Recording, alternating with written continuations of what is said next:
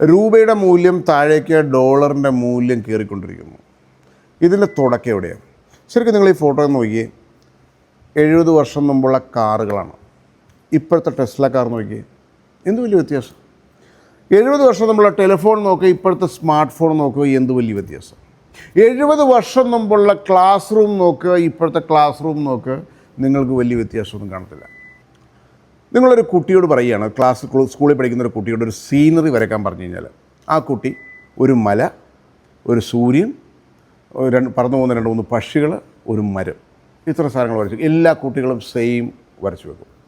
ഒരു water bottle ഫാക്ടറിയിൽ നിന്ന് വാട്ടർ ബോട്ടുകൾ നിർമ്മിച്ച് വരുന്ന പോലെയാണ് നമ്മുടെ എഡ്യൂക്കേഷൻ സിസ്റ്റത്തിലെ കുട്ടികൾ പുറത്തേക്ക് ഇറങ്ങുന്നത്. ലോർഡ് മക്ലോയ് എന്ന് പറഞ്ഞ ആളാണ് ഈ പറഞ്ഞ ക്ലാർക്ക് സിസ്റ്റം, അതായത് അവർക്ക് ഇഷ്ടംപോലെ ക്ലാർക്കിനെ വേണമായിരുന്നു ബ്രിട്ടീഷുകാർക്ക്. സ്വാതന്ത്ര്യം കിട്ടിയിട്ട് ഇത്രയും നാളായിട്ട് നമ്മൾ ആ ഒരു എഡ്യൂക്കേഷൻ സിസ്റ്റത്തിന് വലിയ മാറ്റമൊന്നും വരുത്തിയിട്ടില്ല.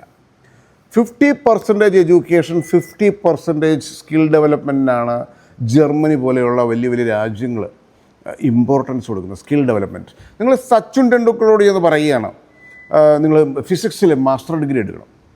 ലതാ മങ്കേഷ്കറോട് എന്ന് പറയുകയാണ്, നിങ്ങൾ കെമിസ്ട്രിയിൽ PhD എടുക്കണം. ഇതെല്ലാം നടക്കുന്ന കാര്യമാണ്. ഓരോ വ്യക്തികൾക്കും വ്യത്യസ്തമായിട്ടുള്ള കഴിവുകളോടുകൂടിയാണ് ദൈവം താഴത്തേക്ക് ഇറക്കിവിട്ടിരിക്കുന്നത്. നമ്മുടെ മഹാഭാരത യുദ്ധത്തിൽ പാണ്ഡവർക്ക് ഗുരു ദ്രോണാചാര്യർ പലതരത്തിലുള്ള ശിക്ഷണങ്ങളാണ് കൊടുക്കുന്നത്. അർജുനന് അമ്പയ്യൻ, ഭീമന് ഗദ, നകുലനും സഹദേവനും നമ്മുടെ വാള്, ഇങ്ങനെയുള്ള ശിക്ഷണങ്ങളാണ് കൊടുക്കുന്നത്. അതായത് ഓരോ വ്യക്തികളുടെയും കഴിവിനനുസരിച്ചുള്ള എഡ്യൂക്കേഷൻ സിസ്റ്റം.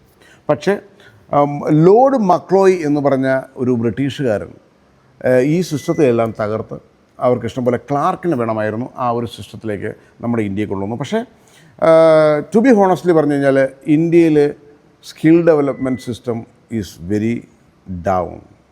നമ്മുടെ രൂപയുടെ മൂല്യവും ഈസ് ഗോയിങ് ഡൗൺ. നമ്മുടെ കുട്ടികൾക്ക് നല്ല സ്കില്ലുണ്ടായി, നല്ല പ്രൊഡക്റ്റുകളുണ്ടാക്കി വിദേശ രാജ്യങ്ങളിലേക്ക് അല്ലെങ്കിൽ GDPയിൽ ഇമ്പ്രൂവ്മെൻ്റ് ഉണ്ടാക്കി കഴിഞ്ഞാൽ ഡ്രാസ്റ്റിക് ഇമ്പ്രൂവ്മെൻ്റ് ആയിരിക്കും നമ്മുടെ രാജ്യത്തുണ്ടാകുന്നത്. And thank you so much for watching. By.